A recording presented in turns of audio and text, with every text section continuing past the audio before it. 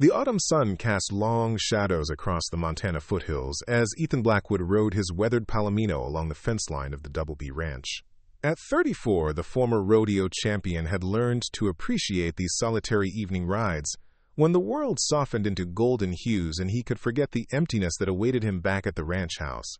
Tonight, he was checking for breaks in the fence before winter set in, his calloused hands moving automatically as his mind wandered to places he'd rather not go. Before we jump back in, tell us where you're tuning in from, and if this story touches you, make sure you're subscribed, because tomorrow I've saved something extra special for you.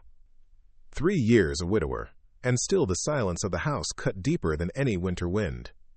He shook the thought away, focusing instead on the distant silhouette of the Bitterroot Mountains against the fading sky. The ranch had been his salvation after Clara's passing 3,000 acres of responsibility that demanded his full attention and left little room for grief to take hold. Thunder, his palomino, suddenly tensed beneath him, ears perked forward toward the stand of aspens that bordered the eastern edge of the property. Ethan followed the horse's gaze, hand instinctively moving to the rifle secured to his saddle. Out here, 20 miles from the nearest town, unexpected visitors were rare and not always welcome. A flash of movement caught his eye, something small darting between the golden trees. Not a coyote or deer, the movement too deliberate. Thunder snorted, shifting uneasily beneath him as Ethan squinted against the dying light. "Hello?" he called, his deep voice carrying across the open field. "Someone there?" Silence answered him, broken only by the gentle rustle of aspen leaves in the evening breeze. Ethan was about to dismiss it as a trick of the light when thunder nickered softly and the movement came again. A small figure emerging hesitantly from the tree line. A child, a little girl, no more than 7 or 8, her dark hair tangled around a dirt-smudged face. Beside her, a black and white border collie pressed protectively against her leg, its intelligent eyes fixed warily on Ethan and his horse. Ethan dismounted slowly, careful not to make any sudden movements that might startle them. "Hey there," he said, keeping his voice gentle as he approached. "You lost?" The girl didn't answer, clutching the dog's fur with small fingers that Ethan noticed were scraped and raw. Her clothes, jeans, a flannel shirt several sizes too large, and a worn backpack, were dusty and torn in places. She'd been traveling, and not easily. "My name's Ethan," he tried again, crouching down to appear less intimidating. "This is my ranch you're standing on. Where are your folks?" The girl's chin trembled slightly, but her gaze remained steady.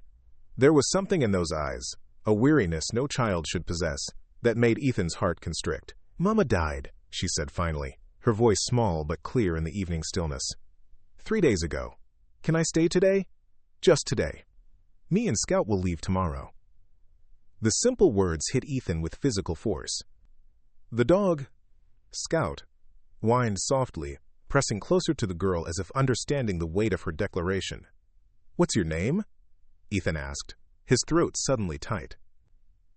"Lily," she answered. "Lily Connor." "Where's your paw, Lily?"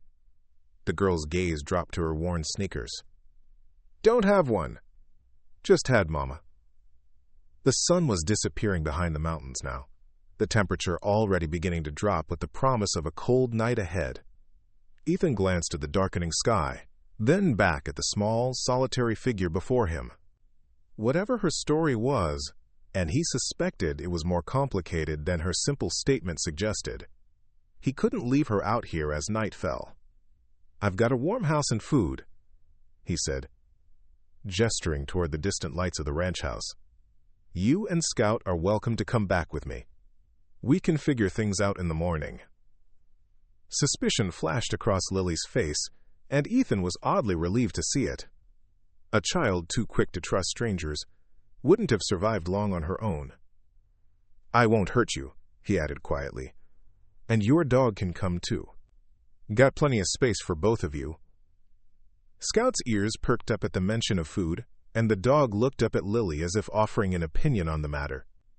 After a moment's hesitation, the girl nodded, though she maintained a careful distance as Ethan led them back to Thunder. "Ever ridden a horse before?"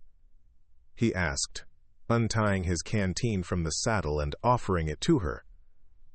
She drank thirstily before shaking her head. "Well, Thunder Here's the gentlest horse in Montana. Think you can hang on if I put you up front?" Another careful nod. Ethan lifted her onto the saddle, noting with concern how light she was, before mounting behind her. Scout circled nervously until Ethan patted his leg. "Come on, boy!" "You can keep up, can't you?" The dog barked once, as if accepting the challenge, and they set off toward the ranch house, the little girl sitting stiffly between Ethan's arms, her dog trotting faithfully alongside. The house came into view as they crested a small rise, a sprawling log structure with a wide porch and warm light spilling from the windows. Smoke curled from the stone chimney, evidence of the fire Ethan had lit that morning before heading out. Mrs. Holloway, his housekeeper who came in 3 times a week, must have stoked it before leaving. "That's your house?" Lily asked, the first word she'd spoken since their departure. Preparing and narrating this story took us a lot of time, so if you are enjoying it, subscribe to our channel. It means a lot to us. Now back to the story. "That's it," Ethan confirmed. "Been in my family for 3 generations. My grandfather built it himself." Lily fell silent again as they approached. Ethan dismounted first, then lifted her down, watching as she immediately knelt to wrap her arms around Scout's neck, whispering something in the dog's ear. "Barn's this way," Ethan said, leading Thunder toward the large structure adjacent to the house. "We'll get Thunder settled, then find you both something to eat." The girl and her dog followed at a cautious distance as Ethan removed Thunder's saddle and brushed him down, explaining each step of the process. Lily watched with solemn attention, one hand constantly on Scout's head. "Do you have other horses?" she asked as Ethan filled Thunder's water trough. "4 others," he replied.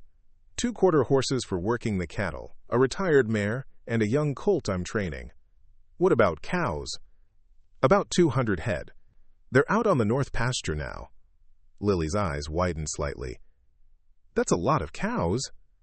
Ethan smiled, the expression feeling strangely foreign on his face. "Not as many as some ranches, but enough to keep me busy." Task complete, they made their way to the house, boots and paws crunching on the gravel path. Ethan noticed Lily's steps, slowing as they approached the porch steps, her small face tightening with uncertainty. "Scout's never been in a house before," she said, fingers twisted in the dog's fur. "He might not know how to behave." Ethan recognized the statement for what it was. Not concern for the dog's manners, but her own fear of entering a stranger's home. "Well," he said carefully, "Scout seems like a smart dog, and everybody deserves a chance to learn new things." He met her eyes directly. "You're both safe here, Lily." "That's a promise." Something in his tone must have reassured her, because she gave a small nod and followed him up the steps, Scout pressed against her leg. The interior of the ranch house was spacious but simple, polished wooden floors, sturdy furniture built for comfort rather than style, and walls adorned with family photographs and Western landscapes. A stone fireplace dominated the main room, its flames casting dancing shadows across the space. "Kitchen's this way," Ethan said, leading them through the house. "Mrs. Holloway always leaves something for my supper. Should be enough for all of us." The kitchen was warm and inviting, with copper pots hanging from a ceiling rack and the promised meal warming in the oven, a casserole of some kind that filled the room with savory aromas.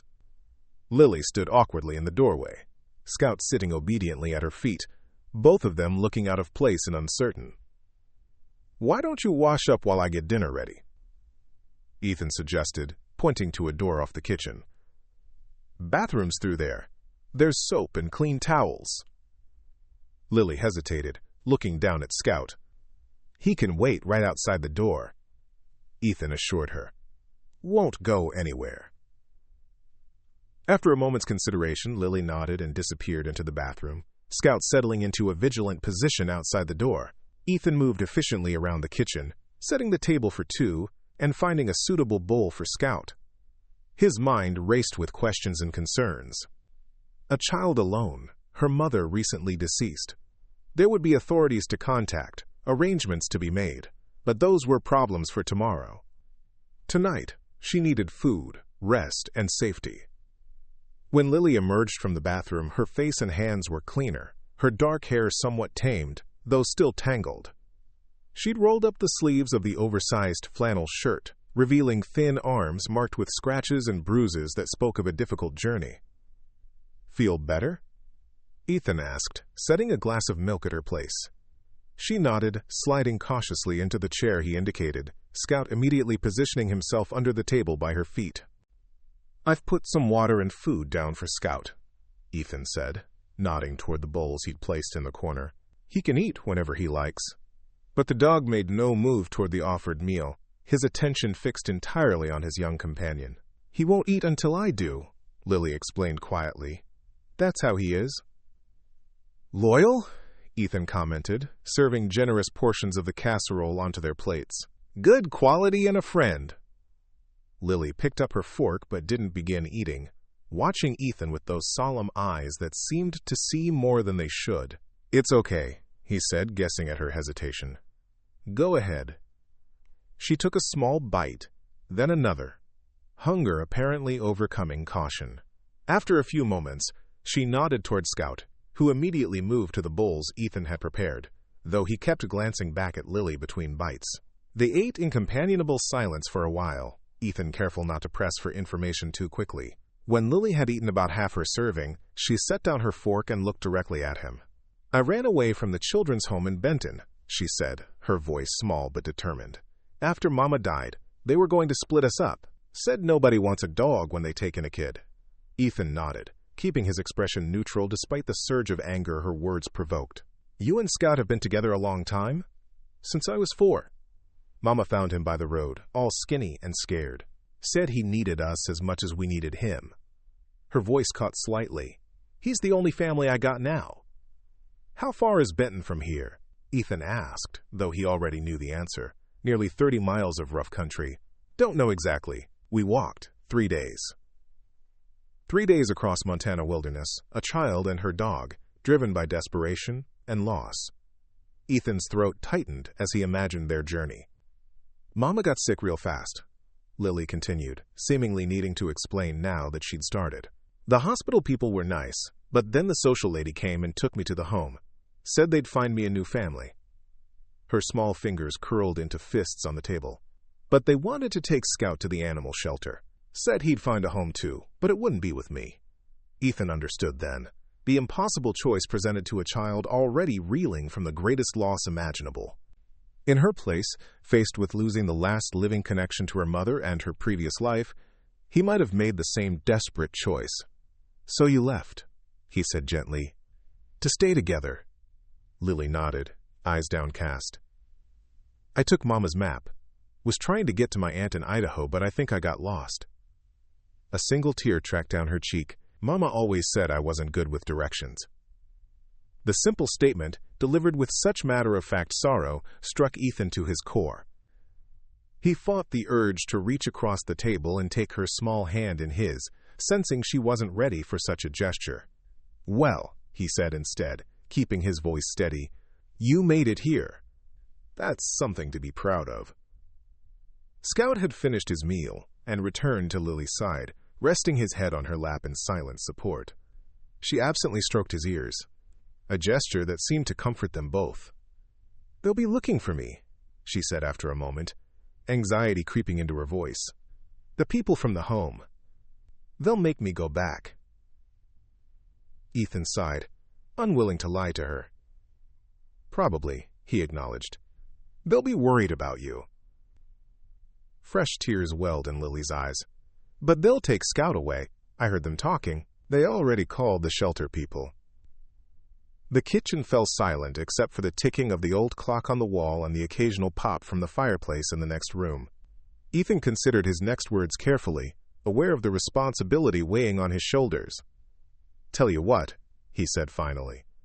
"It's too late to do anything tonight. Why don't you and Scout get some rest, and tomorrow we'll figure things out together. I won't make any calls without talking to you first." Hope flickered briefly across Lily's face before caution reasserted itself. "Promise?" "I promise," Ethan said solemnly. "You have my word." She studied him for a long moment, weighing his sincerity with a discernment beyond her years. Whatever she saw in his face must have satisfied her, because she nodded slowly. "Okay." After dinner, Ethan showed Lily to the guest room, a space that had stood empty since Clara's parents' last visit 4 years ago. The room was simply furnished with a double bed, dresser, and nightstand. But it was clean and comfortable, with a quilt Mrs. Holloway had made spread across the bed. "Bathroom's just across the hall," Ethan explained, setting a stack of towels on the dresser. "And my room's at the end if you need anything during the night." Lily stood in the center of the room, Scout at her side, looking impossibly small amid the unfamiliar surroundings. "I don't have any proper pajamas for you," Ethan realized, "but hang on a minute." He returned shortly with one of his smaller t-shirts. "This'll be big, but it should work for tonight."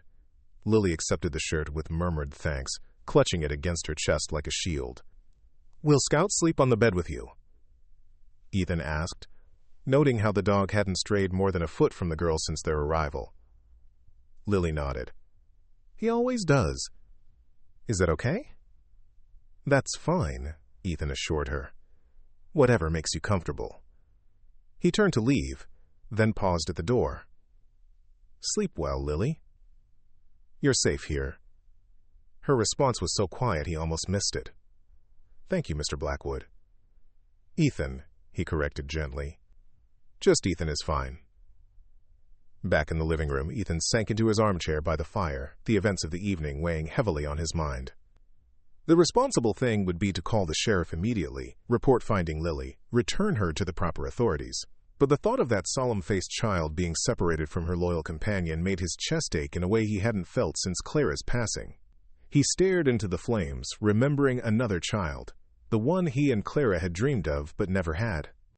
The nursery they'd prepared, painted yellow because they hadn't wanted to know if it would be a boy or a girl. The tiny clothes they'd bought, folded neatly in drawers that had never been used.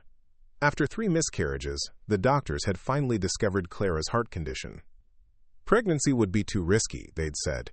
And then, 2 years later, they'd lost her anyway. A hidden weakness in her heart that had suddenly given way one ordinary Tuesday afternoon while Ethan was out checking fences. The irony wasn't lost on him, that on this ordinary autumn evening, while checking those same fences, fate had delivered a child to his doorstep. A child who, like him, had lost the center of her world and was now adrift, clinging to whatever connections remained. A soft sound from the hallway pulled him from his thoughts. Lily stood in the doorway, swimming in his t-shirt, Scout a shadow at her heels. "Can't sleep?" Ethan asked, straightening in his chair. She shook her head, bare feet shifting nervously on the wooden floor. "The room's too quiet. At home there was always street noise, and at the children's place the other kids were always making sounds." Ethan nodded in understanding. "Country quiet takes some getting used to. Want to sit by the fire for a while?" Lily patted across the room, settling cross-legged on the hearthrug, Scout immediately curling around her like a living barrier between her and the world. The firelight played across her features, softening the worry lines that no child her age should possess. "My mama used to tell me stories before bed," she said after a while, gaze fixed on the dancing flames. "About the stars and the mountains and animals that could talk." "My mother did too," Ethan replied, a long-forgotten memory surfacing. She knew all the old stories, said her grandmother was part Cherokee, knew all the tales of how the world came to be. Lily looked up at him, a flicker of interest in her tired eyes. "Could you tell me one?" "Just until I get sleepy." So Ethan found himself recounting his grandmother's stories, how the possum lost his tail, why the crow is black, how the stars were scattered across the sky by a mischievous wolf. He wasn't sure he remembered them correctly, probably mixed details from one tale with another, but Lily didn't seem to mind. She listened with quiet attention, Scout's head resting in her lap, her small fingers absently stroking his fur. Gradually, her eyelids began to droop, her body swaying slightly with encroaching sleep. When she nearly toppled sideways, Ethan rose from his chair. "Think it's time for bed now," he said softly. Lily nodded drowsily but made no move to stand. After a moment's hesitation, Ethan carefully lifted her in his arms, surprised again by how little she weighed. Scout was instantly alert, following closely as Ethan carried the half-asleep child back to the guest room. He set her gently on the bed, pulling the quilt over her small form. Scout immediately jumped up beside her, circling twice before settling against her side, his dark eyes watching Ethan with an expression that seemed to contain both gratitude and warning. "Good night, Lily," Ethan whispered, turning to leave. Ethan? Her voice was already fuzzy with sleep. Will you help us find my aunt tomorrow? She might let me keep Scout. The simple hope in her question made his heart constrict. We'll try, he promised. Get some rest now. As he closed the door quietly behind him, Ethan knew sleep would be long in coming for him tonight. Tomorrow would bring difficult decisions and conversations. There would be calls to make, authorities to contact, explanations to give. But for tonight, a lost child and her faithful dog were safe under his roof, and somehow, that felt right in a way nothing had in 3 long years. Ethan woke before dawn, as he had every day for the past 20 years. The familiar routine of ranch life didn't pause for unexpected guests or personal dilemmas. The cattle needed tending, fences required checking, and the horses awaited their morning feed regardless of the small figure sleeping under his roof. He moved quietly through the house, brewing coffee and pulling on his work boots by the back door. Scout's head appeared in the hallway, ears perked and eyes watchful as Ethan prepared to head out. Coming with me, boy? Ethan whispered, surprised when the dog padded toward him, glancing back once toward the guest room where Lily still slept. She'll be fine. We won't go far. Outside, the Montana morning greeted them with crisp air and a sky just beginning to lighten at the edges. Scout followed at Ethan's heels as they headed for the barn, the dog's attention divided between his new surroundings and the house where his young charge remained. You're a good guardian, Ethan commented as he measured feed for the horses. She's lucky to have you. Scout's tail wagged once at the sound of Ethan's voice, but his alert posture never fully relaxed. Together they completed the morning chores, the border collie watching with intelligent interest, as Ethan explained each task. When they moved to check the nearby paddock fence, Scout circled wider, nose to the ground, investigating his new territory with cautious enthusiasm. The sun had just cleared the eastern hills when they returned to the house. Ethan paused on the porch, coffee in hand, watching as the golden light spilled across his land.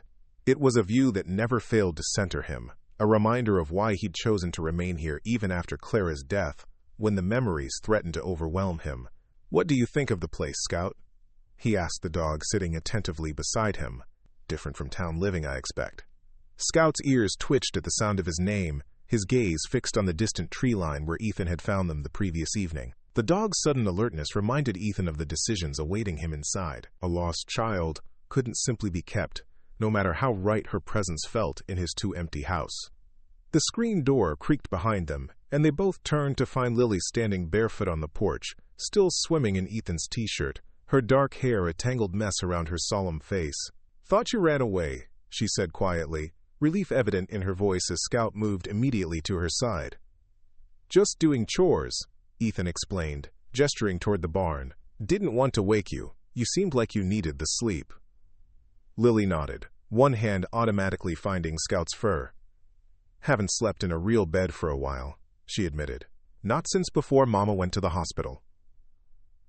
The simple statement, delivered without self-pity, twisted something in Ethan's chest. How about some breakfast? He offered, holding the door open. I make a mean stack of pancakes. A flicker of interest crossed her face. With blueberries? Got some frozen ones Mrs. Holloway brought over last summer, Ethan confirmed.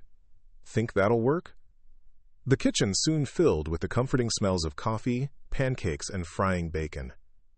Lily perched on a stool at the counter, watching with careful attention as Ethan moved around the kitchen. When he set a mixing bowl and spoon before her, she looked up questioningly. Thought you might want to help with the batter, he explained. My mother always said pancakes taste better when there's more than one cook involved. Hesitantly, Lily took the spoon, stirring the mixture with a concentration that suggested she was unaccustomed to such tasks. Mama wasn't much for cooking, she said after a moment. She worked 2 jobs. We ate a lot of cereal. Ethan nodded, resisting the urge to ask more questions. The girl would share her story in her own time, if she chose to. Instead, he focused on guiding her through the pancake-making process, showing her how to test the griddle with a drop of water and when to flip the cakes for perfect golden brown results. By the time they sat down to eat, Lily's initial wariness had softened slightly.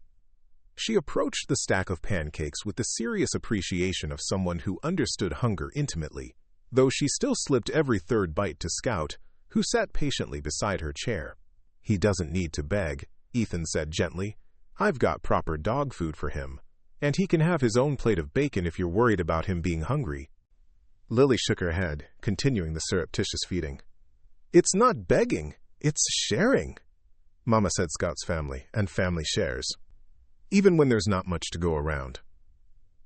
The simple declaration silenced any further comment Ethan might have made. Instead, he pushed the plate of bacon closer to her edge of the table, making it easier for her to share with her four-legged companion. After breakfast, the immediate question of what Lily would wear presented itself. The clothes she'd arrived in were dirty and torn, unsuitable for another day's wear. I might have something that could work for today, Ethan said, disappearing into the back of the house. He returned with a small box that he set on the kitchen table. These were my niece Hannah's. She left them here a few summers back when she visited. Lily approached the box cautiously, lifting the lid to reveal several t-shirts, a pair of jeans, and some mismatched socks. She won't mind me borrowing them? Hannah's 15 now, Ethan explained. These wouldn't fit her anymore. But they might work for you until we figure something else out. The clothes were still slightly big on Lily's small frame, but with the jeans cuffed and a belt cinched tight, they were serviceable. She emerged from the bathroom looking more like a typical child and less like a little wanderer, though the wariness in her eyes remained unchanged. What happens now? She asked, standing in the kitchen doorway with Scout pressed against her leg. Ethan had been dreading this conversation, but he met her gaze directly. Well, I made you a promise last night that I wouldn't call anyone without talking to you first, so let's talk. Lily's face tightened, but she nodded, taking a seat at the table. Scout immediately positioned himself at her feet, ever vigilant. You mentioned an aunt in Idaho, Ethan began. Do you know her name? Where exactly she lives? Aunt May, Lily replied. Mama had her address written down in her notebook. I brought it with me. She pulled a tattered spiral notebook from her backpack, flipping through pages filled with a flowing feminine script until she found what she was looking for. Here. May Connor, 1420 Pine Street, Sandpoint, Idaho. Ethan studied the address, then glanced at the rest of the notebook. It seemed to be a journal of sorts, filled with notes, reminders, and occasional longer entries. The last few pages contained medical appointment dates and medication schedules. May I? He asked, gesturing to the notebook. Lily hesitated, then pushed it toward him with obvious reluctance. Ethan carefully turned the pages, reading the increasingly desperate entries that chronicled her mother's illness. Appointments missed due to work commitments, prescriptions unfilled because of cost, symptoms ignored until they could no longer be denied. The final entry, dated just 3 weeks earlier, was a letter to Lily herself, words of love and apology from a mother who knew she was running out of time. He closed the notebook gently, passing it back to Lily, who clutched it protectively against her chest. Your mother sounds like she was a remarkable woman, he said quietly. Lily nodded, blinking rapidly. She worked at the diner and cleaned offices at night. She was always tired, but she still read to me every night. Her small fingers traced the edge of the notebook. Even when she got sick, she tried to hide it. Said she just needed rest. The familiar weight of grief settled in Ethan's chest. Not just for Clara this time, but for this child and the mother who had fought so hard to care for her. Here's what I think, he said after a moment. We should try to contact your Aunt May. If she's your family, she might be looking for you too. Hope flickered briefly in Lily's eyes, quickly replaced by doubt. What if she doesn't want me? Mama said they hadn't talked in years. Had a fight or something. People can change, Ethan replied. And she's your family. We should at least try. The look Lily gave him was far too knowing for a child her age. The social lady already tried, said Aunt May's phone was disconnected. That's why they were going to put me in a foster home. Ethan considered this new information. Well, we've got an address. I could send a telegram to the sheriff's office in Sandpoint. Ask them to check if she still lives there. And if she doesn't? The question hung in the air between them, heavy with implication. Then we'll figure something else out, Ethan said firmly. But first things first. I need to let the sheriff know you're safe. A lot of people are probably worried about you. Fear flashed across Lily's face. They'll make me go back to the children's home. Make me give up Scout. Not right away, Ethan assured her. Sheriff Davis is a friend of mine. I'll explain the situation, ask him to come out here first, so we can talk about options. He leaned forward, meeting her eyes. I promised I'd help you, Lily. I meant that.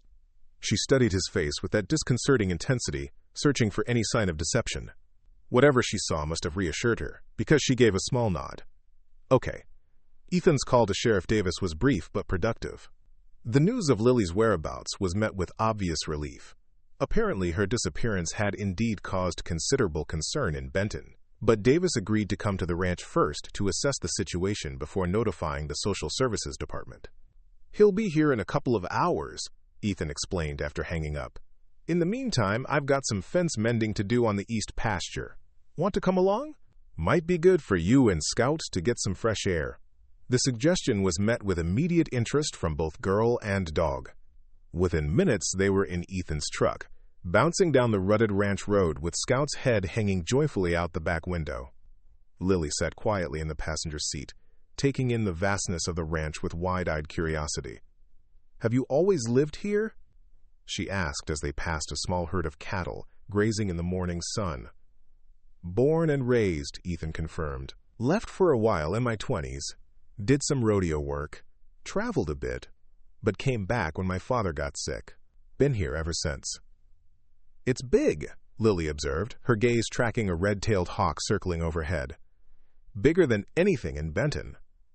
2,000 acres, Ethan said. My grandfather started with just 500, built it up over the years, said a man needs room to breathe. Lily considered this. Is it lonely, being so far from other people? The question hit closer to home than Ethan expected.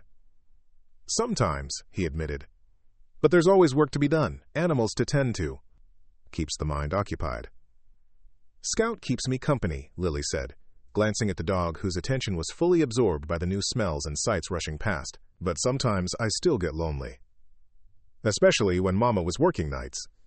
The simple confession, offered without expectation of response, touched something in Ethan.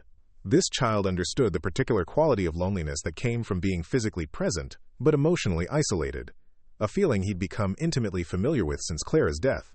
Loneliness isn't always about being alone, he said quietly. Sometimes it's about missing specific people, Lily nodded, her expression suggesting she understood exactly what he meant.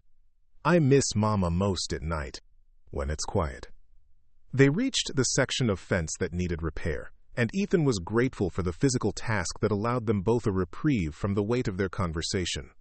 He showed Lily how to hold the fence posts steady while he secured the wire, explaining each step of the process with a patience he hadn't known he possessed.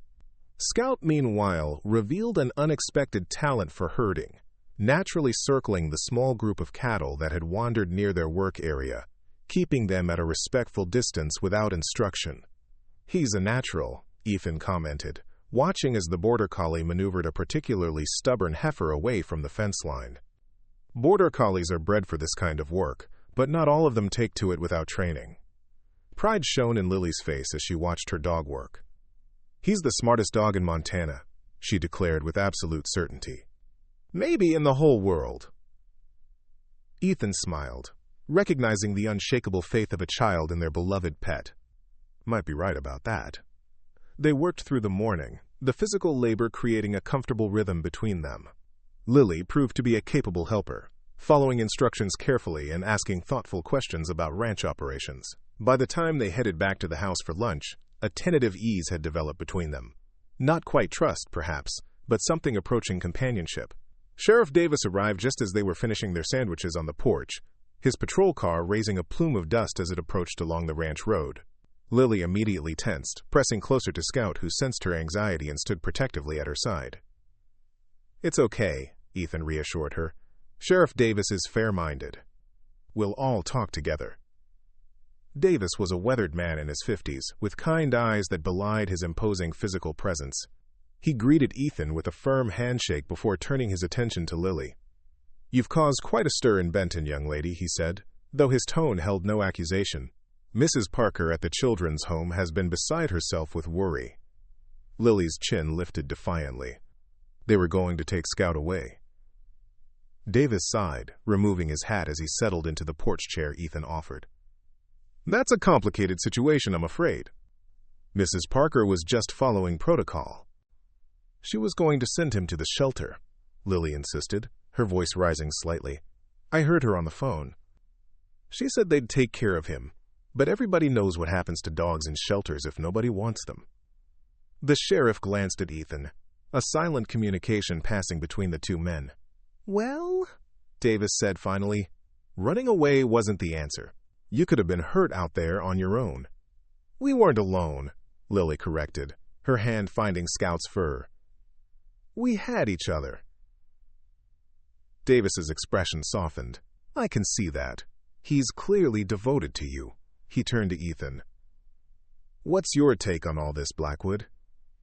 Ethan considered his words carefully, aware of Lily's anxious gaze. "The girl's been through enough," he said finally. "Losing her mother, being uprooted from her home, separating her from her dog seems unnecessarily cruel, especially when there are other options to explore." "Such as?" Davis prompted. "She has an aunt in Idaho. Sandpoint. I was hoping you might help us get in touch with her before any decisions are made about Lily's placement." The sheriff nodded thoughtfully. "I know the sheriff up in Bonner County. Can put in a call, have someone check the address." He glanced at Lily, who was watching the exchange with wary hope. "Might take a day or two to get a response." "And in the meantime?" Ethan asked. The question weighted with implications. Davis studied him for a long moment. "In the meantime, I see no reason why Miss Connor can't remain here under your supervision, Blackwood." Considering the circumstances, the relief that flooded Lily's face was palpable. Scout, sensing the shift in mood, relaxed his vigilant posture slightly, settling at her feet with a contented sigh. "I'll need to inform Mrs. Parker and the Social Services Department of her whereabouts," Davis continued. "But I can advocate for a temporary arrangement while we locate her aunt." His gaze sharpened as he looked at Ethan. "Assuming you're willing to take responsibility for her care in the interim." "I am," Ethan replied without hesitation, surprising himself with the certainty he felt. After the sheriff departed, promising to call with any news from Sandpoint, Lily remained on the porch steps, staring out at the lengthening afternoon shadows, with an expression Ethan couldn't quite read. "You okay?" he asked, settling beside her. She nodded slowly. "Do you really think they'll find Aunt May?" "We'll do our best," Ethan promised. "And if we can't, we'll figure out what comes next. Together." Lily turned to look at him, her young face serious. "Why are you helping us? You don't even know us." The question deserved an honest answer. Ethan gazed out at the ranch that had been his family's legacy and his personal sanctuary, trying to articulate feelings he was only beginning to understand himself. "Everyone deserves someone in their corner," he said finally. "Someone who'll fight for them when things get tough." He glanced down at Scout, who had placed his head trustingly on Lily's lap. "You two have been fighting alone for too long. Maybe it's time you had some backup." Something shifted in Lily's expression, a softening around the eyes, the faintest relaxation of the tension she carried in her small shoulders. Not quite trust, not yet, but perhaps the beginning of hope. "I've never been on a horse," she said suddenly. "Could we do that tomorrow? If I'm staying a little longer?" Ethan smiled, recognizing the question for what it was. Tentative acceptance of this temporary arrangement, permission to imagine a tomorrow that might hold something other than fear and uncertainty. "We can certainly do that," he agreed. "I've got a gentle mare named Daisy who'd be perfect for your first ride." As the sun began its descent toward the western mountains, casting long golden rays across the pastures, Ethan found himself experiencing something he hadn't felt in 3 long years: the quiet contentment of shared silence, the simple pleasure of another's company. Beside him, Lily leaned against the porch railing, her face turned toward the setting sun, Scout a faithful shadow at her feet. For now, at least, they had found a moment of peace in the midst of uncertainty, Tomorrow would bring its own challenges, but for tonight, that was enough. Dawn broke over the mountains, painting the sky in watercolor shades of pink and gold. Ethan stood at the kitchen window, coffee in hand, watching as the first light touched the distant peaks. Behind him, the coffee pot burbled, filling the room with its rich aroma. 3 days had passed since Sheriff Davis's visit.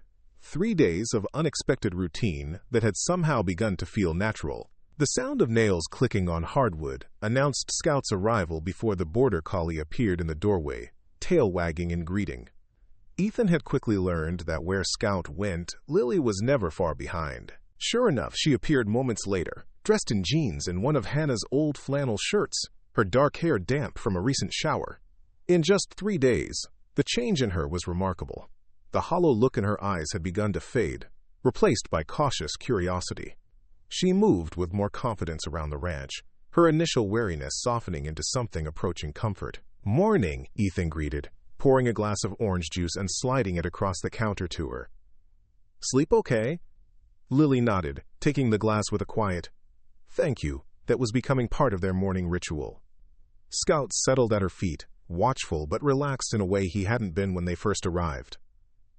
"Thought we might ride out to the north pasture today," Ethan said casually. "Check on the new calves. Mrs. Holloway's coming by later to help with dinner." The mention of Mrs. Holloway brought a flicker of uncertainty to Lily's face. She had yet to meet Ethan's housekeeper, who had been visiting her sister in Missoula when Lily arrived. The prospect of a new person entering their fragile arrangement clearly unsettled her. "She's good people," Ethan assured her, reading her expression. "Been working for my family since I was younger than you. Makes the best apple pie in 3 counties. Lily nodded, though the tension didn't fully leave her shoulders. "Will she mind about Scout being in the house?" "Mrs. Holloway loves all creatures," Ethan replied, setting a plate of toast on the table. "Probably bring him treats once she gets to know him." They ate breakfast in companionable silence, a rhythm they'd fallen into naturally. Ethan had discovered that Lily wasn't much for morning conversation, preferring to ease into the day quietly. It suited him fine, as he'd never been one for unnecessary chatter himself. After breakfast, they headed to the barn where Ethan had promised to continue Lily's riding lessons. Her first attempt on horseback the day after the sheriff's visit had been tentative but determined. Daisy, the elderly mare Ethan had chosen for her, was gentle and patient, seeming to understand the importance of her role in building the child's confidence. Today, Lily approached the mare with growing assurance, stroking her velvet nose and offering a small apple from her pocket. "Morning, Daisy," she murmured as Ethan watched from the barn doorway. "She remembers you," he observed as the horse nickered softly. "Horses have good memories for people who treat them kindly." Scout circled the stall, no longer nervous around the much larger animal. He'd proven remarkably adaptable to ranch life, eagerly accompanying them on daily chores, and even developing a tentative friendship with Thunder, Ethan's palomino. As Ethan helped Lily saddle Daisy, he noticed her glancing repeatedly toward the ranch house, clearly still preoccupied with Mrs. Holloway's impending arrival. "You know," he said casually, adjusting the stirrups to fit her short legs. "Mrs. Holloway raised 4 children of her own, and she's got 7 grandchildren now. She's good with kids." "I'm not worried about that," Lily replied, though her expression suggested otherwise. "It's just—" She trailed off, focusing intently on buckling the saddle strap. "Just what?" Ethan prompted gently. Lily sighed, finally meeting his eyes. "What if she thinks you shouldn't let me stay here? What if she calls the social services people?" Ethan understood then. In Lily's experience, adults made decisions about her life without considering her wishes. Each new person represented a potential threat to the tenuous security she'd found. "Mrs. Holloway works for me," he said firmly. "Not the other way around. And besides, she trusts my judgment. Always has." He gave the saddle a final check. "Now, let's see if you remember how to mount properly." The morning ride proved to be exactly what they both needed. Lily's confidence on horseback grew with each passing hour, her small face alight with newfound joy as Daisy responded to her commands. Scout raced alongside them, clearly delighted by the expedition, occasionally darting off to investigate interesting scents before returning faithfully to Lily's side. They reached the north pasture by mid-morning, where several new calves frolicked on still wobbly legs under the watchful eyes of their mothers.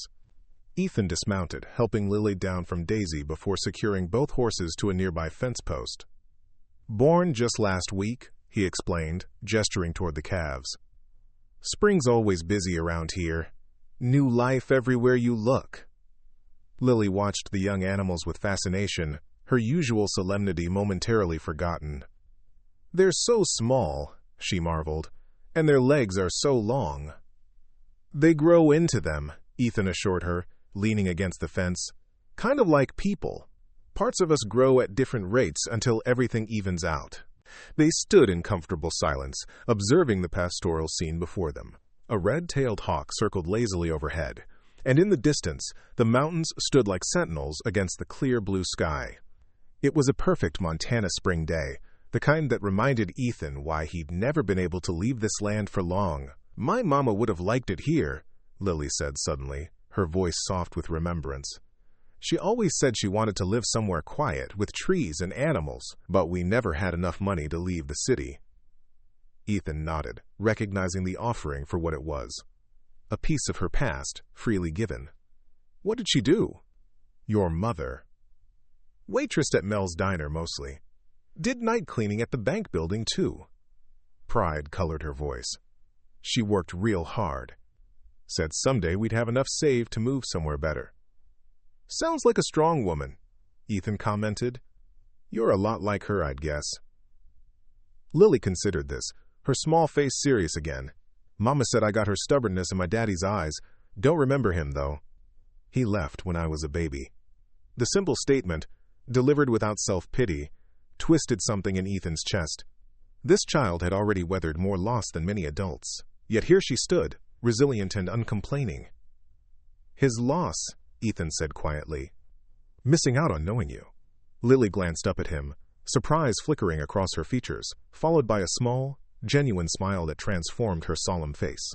It was the first real smile he'd seen from her, and Ethan found himself irrationally proud to have been its cause. The moment was interrupted by Scout's sudden alertness.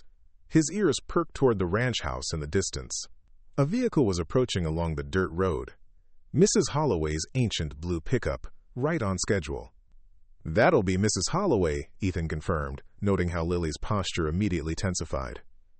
"How about we head back? Give you two a chance to meet properly." The ride back was quieter, Lily's earlier enthusiasm dampened by apprehension. By the time they reached the barn, Mrs. Holloway's truck was parked in its usual spot, and Lily was practically vibrating with nervous energy. "It'll be fine," Ethan assured her as he helped her dismount. "Just be yourself."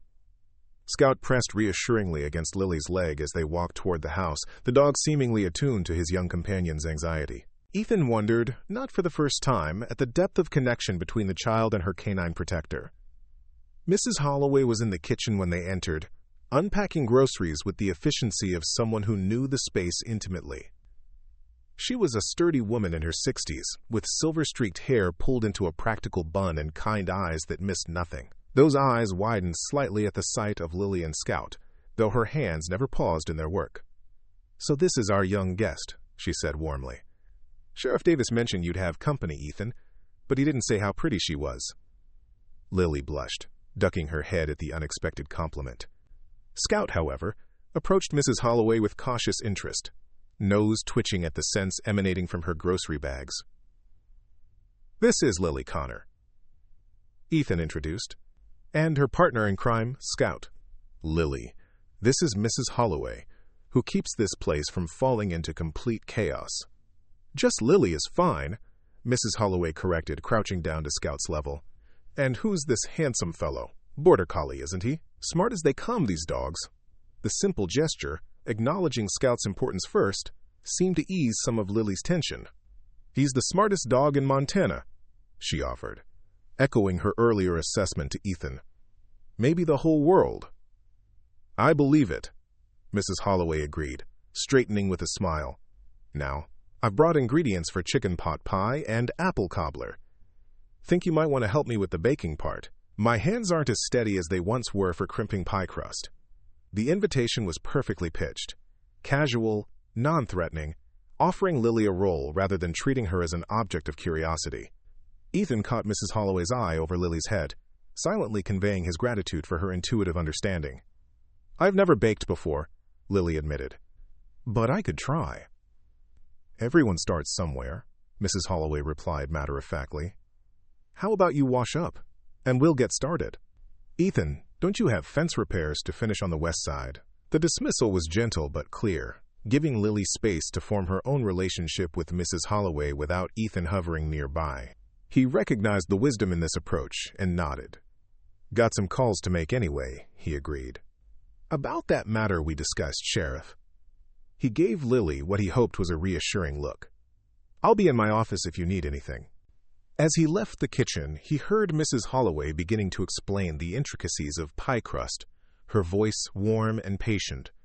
Scout remained at Lily's side, but his posture was relaxed, tail wagging gently. A good sign. In his small office, Ethan dialed Sheriff Davis's number, hoping for news about Lily's aunt in Idaho. The sheriff answered on the third ring, his voice apologetic before Ethan could even ask. "No luck yet on the aunt," Davis reported. "My contact in Sandpoint confirmed there was a May Connor at that address until about 6 months ago. Relocated, apparently, but they're not sure where. Neighbors thought maybe Arizona or New Mexico. They're checking records." Ethan sighed, disappointment settling heavy in his chest. "What about the social services folks? What are they saying?" "Mixed responses," Davis admitted. "Mrs. Parker's still upset about the running away business, but the caseworker, Williams, I think her name is, seems more understanding. She's agreed to hold off on immediate placement while we try to locate the aunt."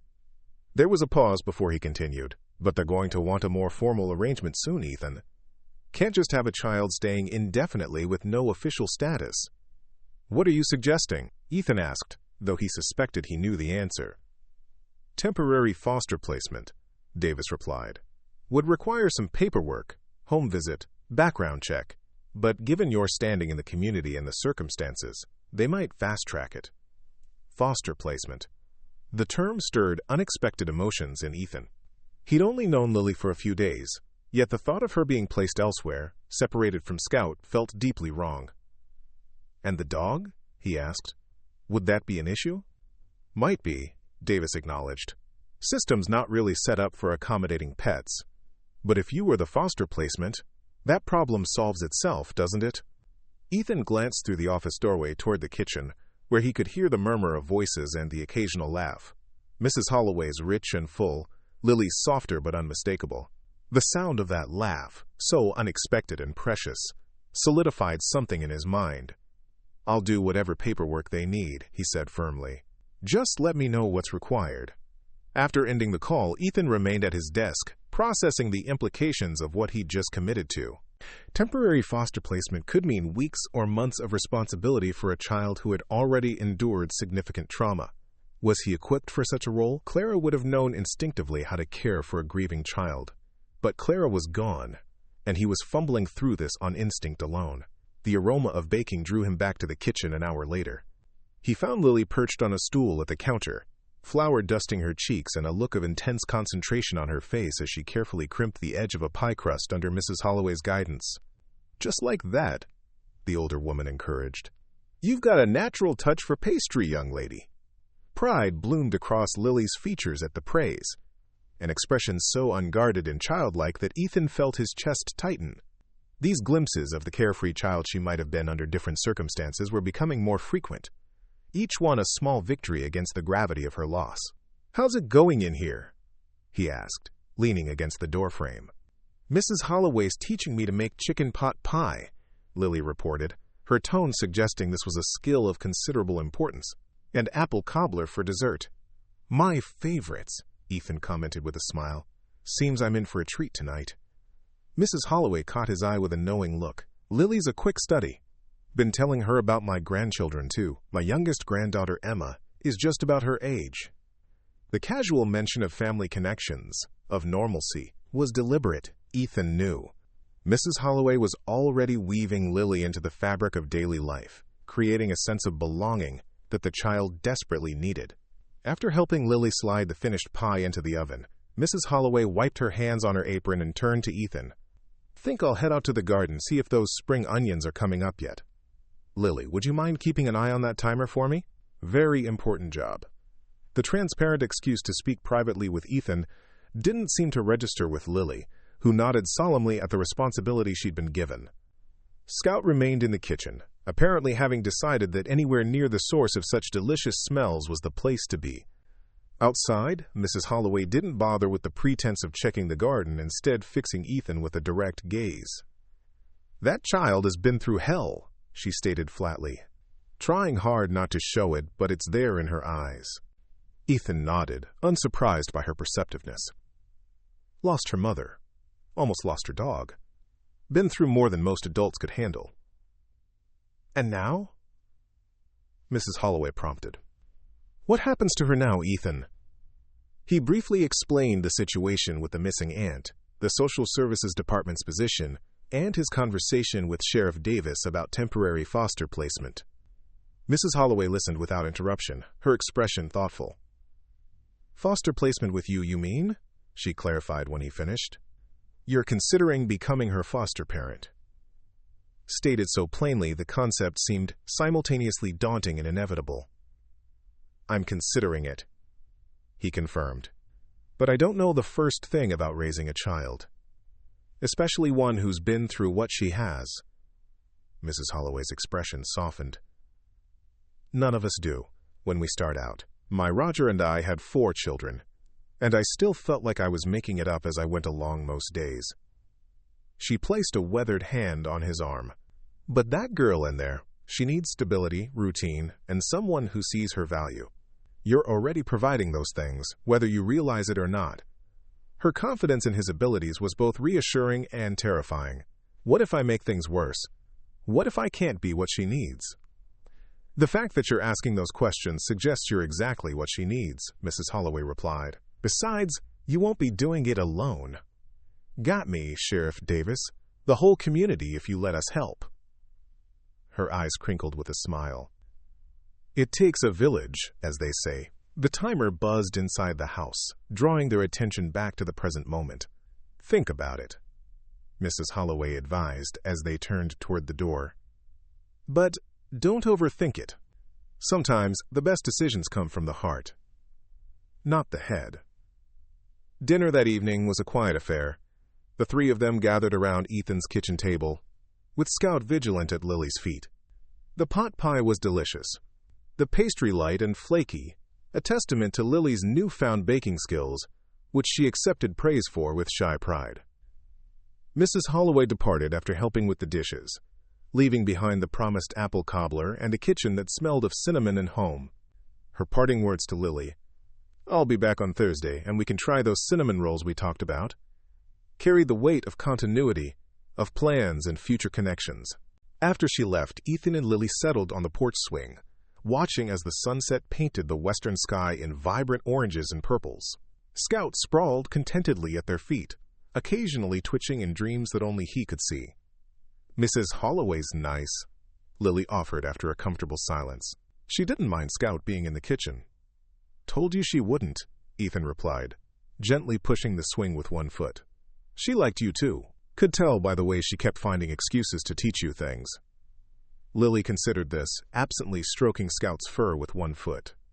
"Did Sheriff Davis call about my aunt?" she asked suddenly, the question revealing that her apparent absorption in baking hadn't prevented her from wondering about her future. Ethan hesitated, then decided on honesty. He did. "They haven't found her yet. Seems she moved from that address about 6 months ago. They're still looking." Lily nodded, her expression carefully neutral. "And if they don't find her?" The question hung in the air between them, weighted with implications. Ethan chose his next words carefully.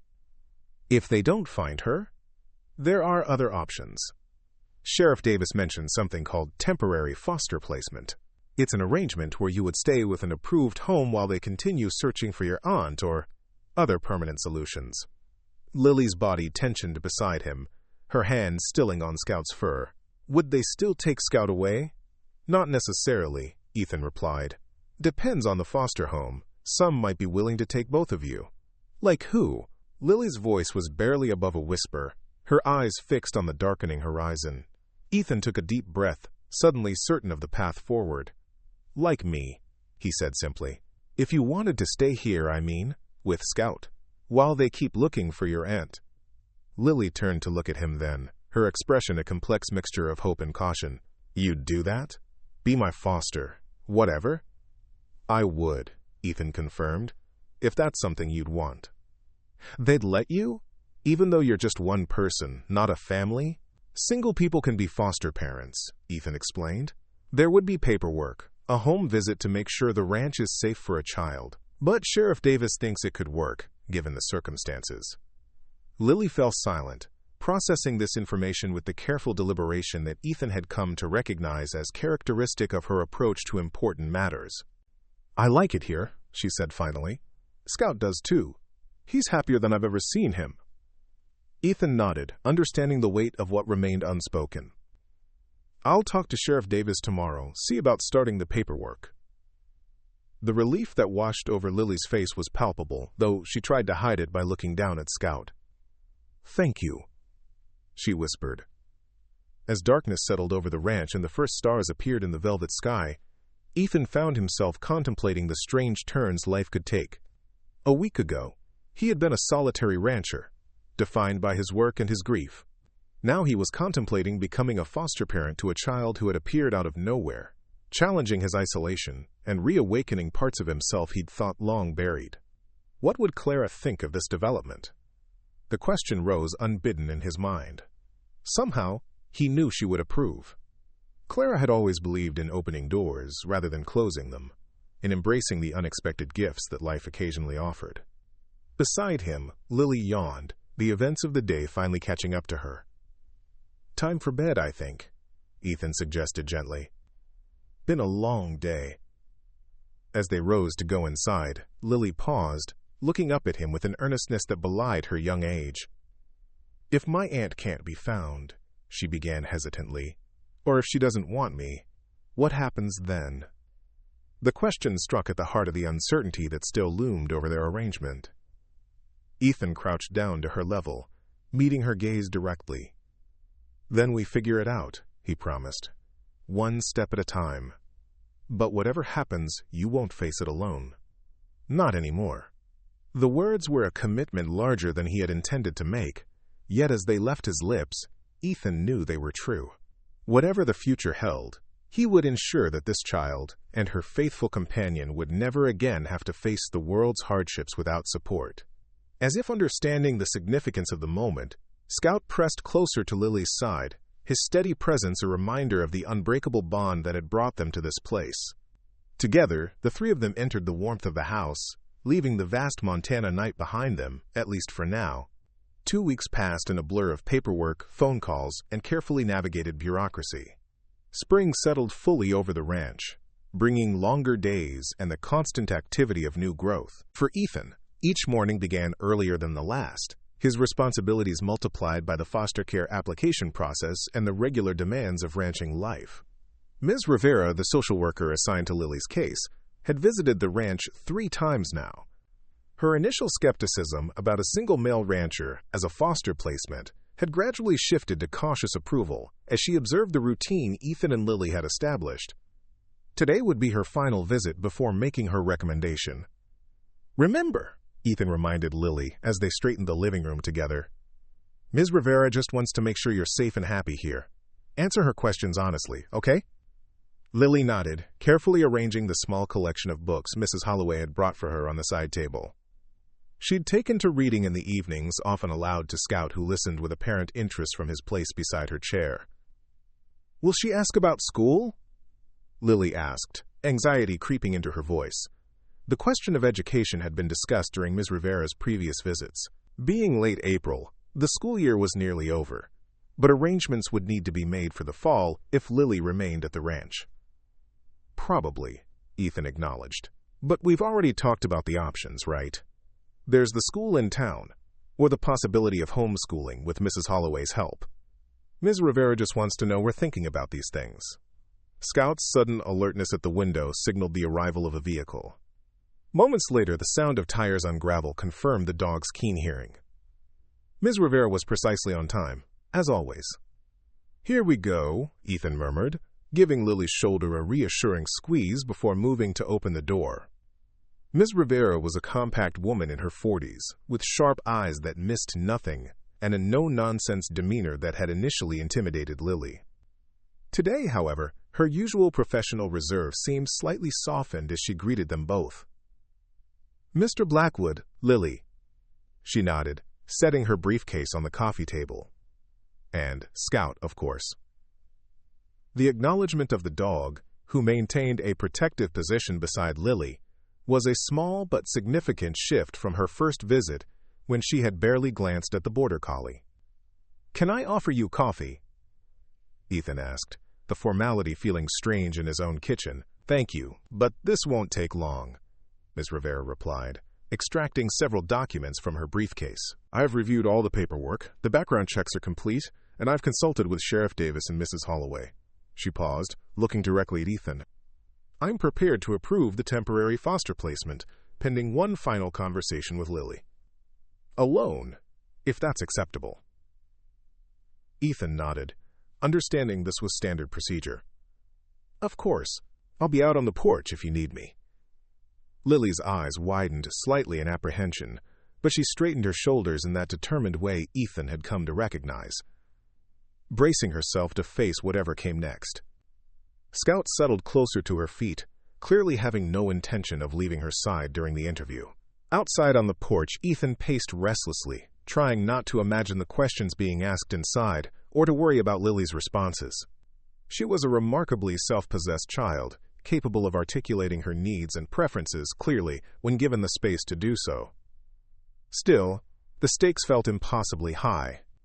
The ranch stretched before him, bathed in mid-morning sunlight. In the nearest paddock, Thunder grazed peacefully alongside Daisy, the elderly mare who had become Lily's favorite mount. Beyond, the cattle were scattered across the green pasture, new calves sticking close to their mothers. It was a scene of perfect tranquility, the kind that had always brought Ethan a sense of rightness with the world. Now, however, he found himself viewing the ranch through new eyes, seeing potential dangers where before he had only seen home. Was the creek too swift after spring rains? Should the equipment shed be padlocked? Was the loft in the barn secure enough for a curious child? Responsibilities he had never considered now preoccupied his thoughts, transforming his perception of the familiar landscape. The screen door creaked behind him, interrupting his musings. Ms. Rivera stepped onto the porch, her expression carefully neutral. "Mr. Blackwood," she began, "I finished speaking with Lily." Ethan steeled himself, searching her face for clues. "And?" A small smile softened Ms. Rivera's professional demeanor. "And I'll be filing my recommendation for approval of the temporary foster placement. Lily will remain in your care while we continue searching for her aunt or other family members." The relief that flooded through Ethan was so profound he had to grip the porch railing to steady himself. "Thank you," he managed. "I appreciate your thoroughness in this process." "Ms. Rivera nodded, her expression becoming serious again. "You should know that Lily expressed very clearly that she feels safe here, with you and Scout. That's not something I hear often from children who have experienced the kind of loss she has." She paused, seeming to consider her next words carefully. "However, I need to be clear that this is still a temporary arrangement. If her aunt is located and deemed suitable, family placement will take priority." "I understand," Ethan replied, though the thought of Lily leaving created an unexpected hollow feeling in his chest. "What about school?" "We discussed the options. Given that there are only a few weeks left in the school year, I've recommended that Lily be allowed to remain out of formal schooling until fall, provided she completes some basic assessment work I'll send over. Mrs. Holloway has agreed to assist with this, I understand." Ethan nodded. "She was a teacher before she retired. Said she'd be happy to help Lily catch up on anything she's missed." "Good. Then we'll revisit the education plan in August, assuming—" Ms. Rivera left the sentence unfinished, the implication clear, assuming Lily was still with him by then. After reviewing a few final details and scheduling a follow-up visit for the following month, Ms. Rivera departed, leaving Ethan with a mixture of relief and lingering uncertainty. The immediate crisis had been averted, but the future remained unresolved. He found Lily in the living room, sitting cross-legged on the floor with Scout, her small hand buried in the dog's thick fur. She looked up as he entered, her expression questioning. "Well," Ethan said, settling into the armchair across from her, "looks like you and Scout are officially staying here for a while." The smile that bloomed across Lily's face was like sunrise breaking over the mountains. Gradual, then suddenly brilliant. "Really? She said yes?" "She did," Ethan confirmed. "Said you told her you feel safe here. That means a lot, Lily." The girl ducked her head, suddenly shy. "I do feel safe. Scout does too. He doesn't have nightmares anymore." The simple observation, attributing her own night terrors to her dog, squeezed something in Ethan's chest. He had heard her crying out in the night during those first few days, had sat outside her door, not knowing if his presence would comfort or frighten her. Gradually the episodes had become less frequent, but he knew the wounds of grief didn't heal so quickly or neatly. "That's good to hear," he said gently. "Thought we might celebrate the good news. How about riding out to Thompson Creek this afternoon? Pack a picnic lunch." Lily's eyes lit up at the suggestion. The creek, with its shallow pools perfect for wading and smooth stones for skipping, had quickly become one of her favorite places on the ranch. Scout, recognizing the familiar name, perked up his ears in anticipation. "Can I help make the sandwiches?" she asked, already moving toward the kitchen. "Mrs. Holloway showed me how to make them the way you like, with the mustard on both pieces of bread." "Wouldn't have it any other way," Ethan assured her, following with a lightness in his step that had been absent for too long. The ride to Thompson Creek took them through the heart of the ranch, past stands of aspen just unfurling their spring leaves and meadows carpeted with early wildflowers. Lily rode Daisy with growing confidence, her small frame perfectly balanced in the saddle, Scout trotting happily alongside.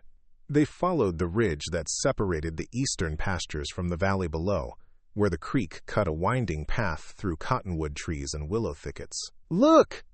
Lily pointed suddenly, her voice hushed with excitement. "Deer!" A doe and her fawn had emerged from the trees near the creek, moving with delicate caution toward the water. They hadn't noticed the riders yet, giving Ethan and Lily a perfect view of their graceful movements. "New baby," Ethan observed quietly, "born this spring, just like our calves." They watched in appreciative silence until Scout, unable to contain his herding instincts, gave a single bark of interest. The doe's head snapped up, ears alert, before she and her fawn bounded elegantly back into the shelter of the trees. "Sorry," Lily whispered to Ethan, though her expression suggested she wasn't particularly disappointed with Scout's enthusiasm. "Nothing to be sorry for," Ethan assured her. "That's just Scout being a dog. And there'll be plenty more deer to see. This valley's full of them." They continued to the creek, where a small sandy beach provided the perfect picnic spot. After securing the horses in the shade, Ethan spread an old blanket on the ground, while Lily unpacked their lunch from the saddlebags: sandwiches, apples, and the oatmeal cookies Mrs. Holloway had left from her last visit. Scout immediately began investigating the shoreline, nose twitching with interest at the myriad new scents. Occasionally he would glance back at Lily, as if assuring himself of her safety before continuing his explorations.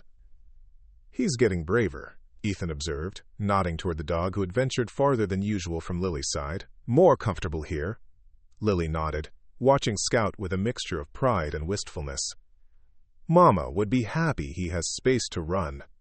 Our apartment was so small he could barely turn around without bumping into something." It was the most she had voluntarily shared about her life before, and Ethan recognized the significance of the moment. "Tell me about your apartment," he prompted gently. "What was it like where you lived?" Lily considered the question, picking at the crust of her sandwich. "Small. On the 3rd floor. We could see the parking lot from our window, and if we leaned out real far, a little bit of the park." She paused, memories playing across her face. "Mama put up yellow curtains to make it brighter. Said they were the color of sunshine even on cloudy days." "Sounds like she made it a nice home for you," Ethan commented. "She tried," Lily agreed. "Worked all the time, though. Said someday we'd have a house with a yard for Scout." Her voice caught slightly. Guess she didn't get to see that happen. Ethan felt the familiar ache of shared grief. "Sometimes life doesn't go the way we plan," he said quietly. "Doesn't mean the dream wasn't worth having." Lily looked up at him then, her expression suddenly curious. Did you always plan to live here? On the ranch? The question caught Ethan off guard. Few people asked about his choices or the path that had led him to his current life. Not always, he admitted. Thought I wanted something different when I was younger. Left for a while, tried rodeo work, lived in a few different states. But you came back, Lily observed. I did. This land, it gets in your blood, becomes part of who you are. He gazed out over the creek, the sunlight dancing on its surface. And there was Clara, my wife. You were married? Lily's surprise was evident. He realized he'd never mentioned Clara before, though her presence lingered in every corner of the ranch house, invisible but undeniable. For 6 years, Ethan nodded. She passed away 3 years ago. Heart problem the doctors didn't catch in time. Oh, Lily said softly, absorbing this new information. That's why there are 2 toothbrushes in your bathroom, I wondered. The observation, so simple yet so perceptive, caught Ethan by surprise. He had indeed kept Clara's toothbrush in the holder all this time, unable to discard that small evidence of her existence. Never got around to clearing out some things, he acknowledged. Guess that seems strange. Lily shook her head emphatically. No, I kept Mama's hairbrush. Still have it in my backpack. The social lady said it wasn't healthy, but... She trailed off, unable to articulate the complex emotions attached to such talismans of loss. But it feels like letting go of something important, Ethan finished for her. I understand that. They sat in companionable silence for a while, bound by the shared experience of grief that transcended the differences in their ages and circumstances. Scout returned from his explorations to settle beside Lily, accepting a small piece of her sandwich with gentle manners. Do you think, Lily began hesitantly, that people can make new families, even when they lose the old ones? The question pierced straight to Ethan's heart, laden with both vulnerability and hope. I do, he replied carefully. Family isn't just about who you're born to.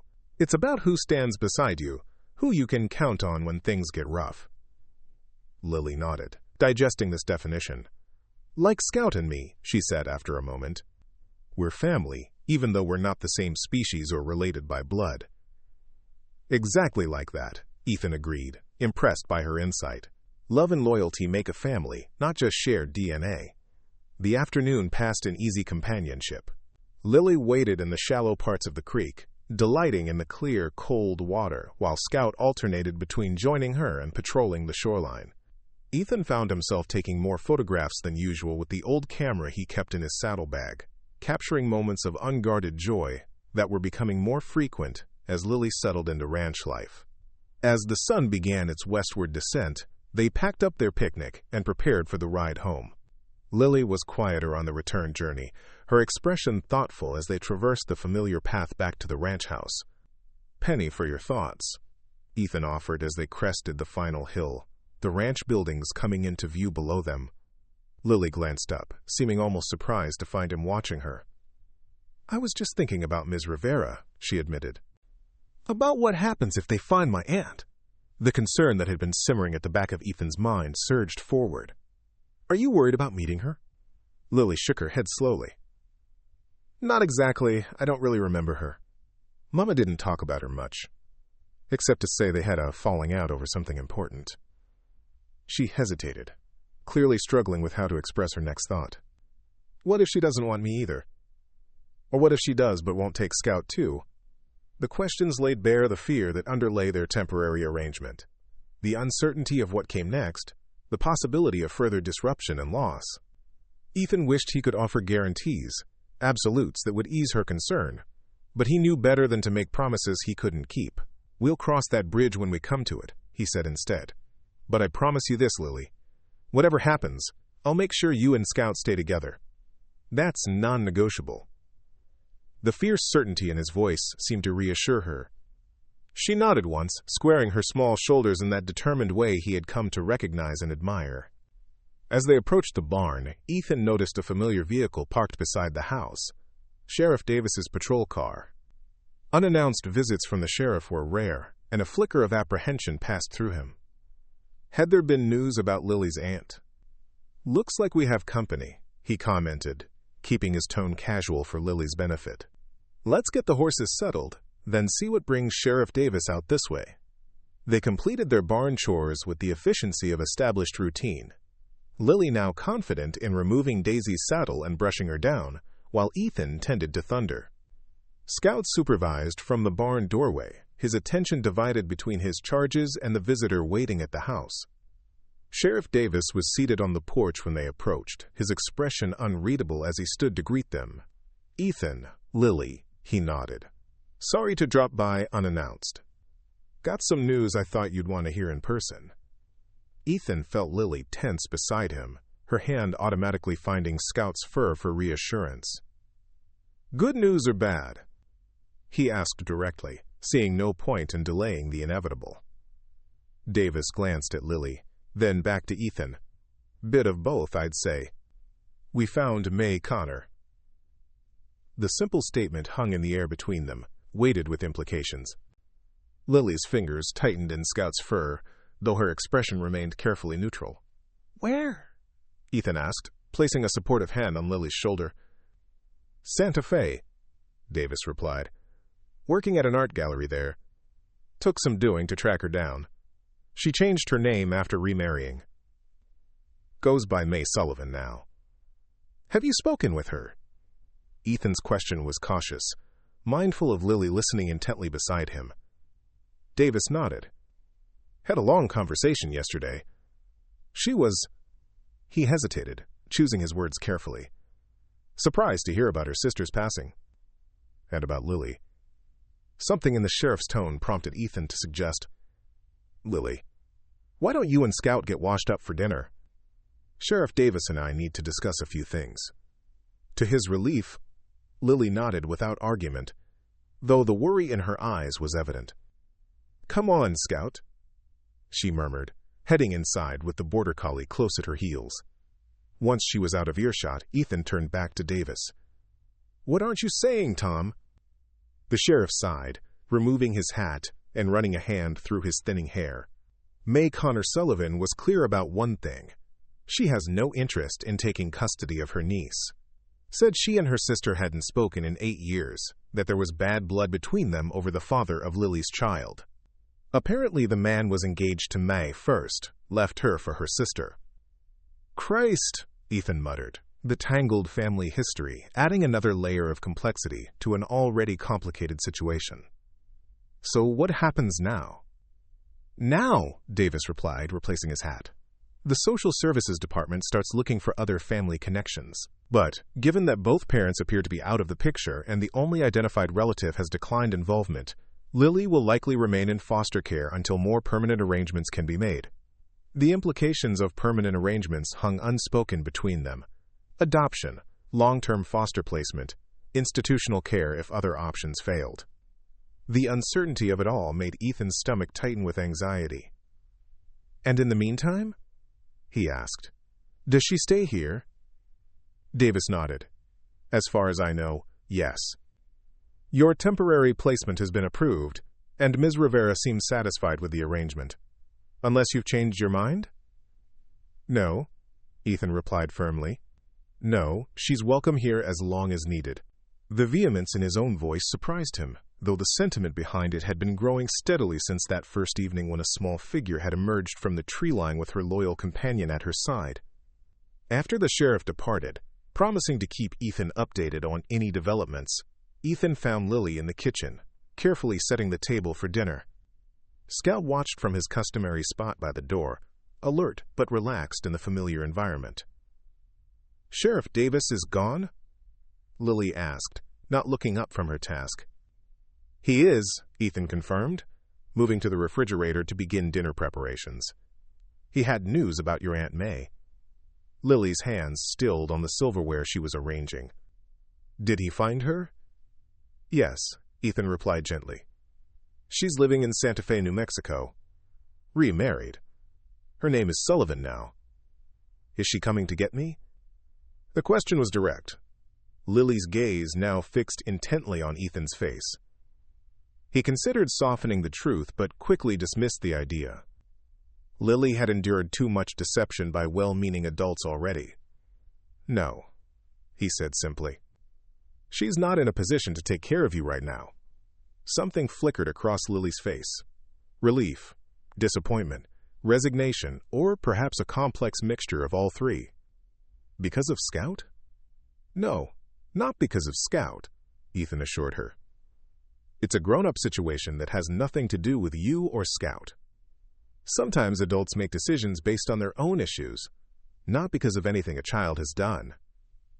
Lily absorbed this, her expression thoughtful. "So what happens now?" "Now," Ethan said, opening the refrigerator, "we make dinner, and tomorrow we check on the new calves in the north pasture.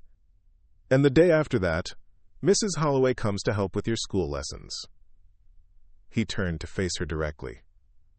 "What happens now, Lily, is that we keep going, one day at a time. You stay here, with me and Scout, while the grown-ups figure out the rest." The simplicity of this answer seemed to satisfy her. She nodded once, returning to her task of setting the table with renewed focus. Later, as they sat on the porch watching the Montana twilight deepen into night, Lily leaned slightly against Ethan's arm, the first time she had initiated such contact. Scout lay at their feet, his vigilance relaxed in the safety of their shared space. "Ethan?" Lily's voice was soft in the gathering darkness. "Thank you for letting us stay." The words, simple and heartfelt, filled Ethan with a warmth that had nothing to do with the spring evening. "Thank you for coming," he replied, equally sincere. Above them, the first stars appeared in the violet sky, bright points of constancy in the vast unknown. Whatever tomorrow might bring, tonight they had this moment of peace, this fragile connection that had begun with a desperate plea, and was slowly transforming into something deeper and more enduring. "Mama died," Lily had said on that first evening. "Can I stay today?" Looking down at the small figure beside him, her face tilted toward the emerging stars, Ethan knew with sudden clarity what his answer would be if she ever asked again, not just for today, but for all the days to come. Stay forever. Up next, you've got 2 more standout stories right on your screen. If this one hit the mark, you won't want to pass these up. Just click and check them out. And don't forget to subscribe and turn on the notification bell so you don't miss any upload from us.